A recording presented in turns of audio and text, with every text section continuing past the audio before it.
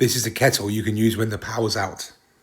When the system works, great, use it. But when it doesn't, then we're relying on skills and tools.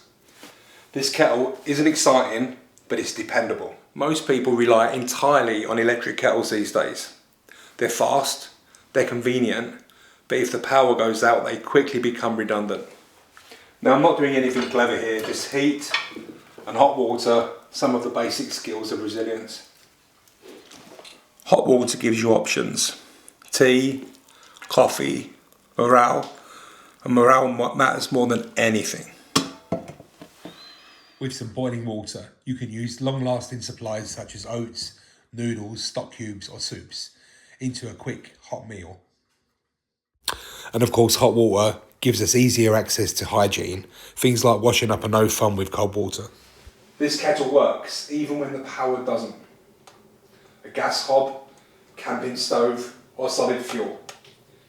Hot water means drinks, meals and hygiene.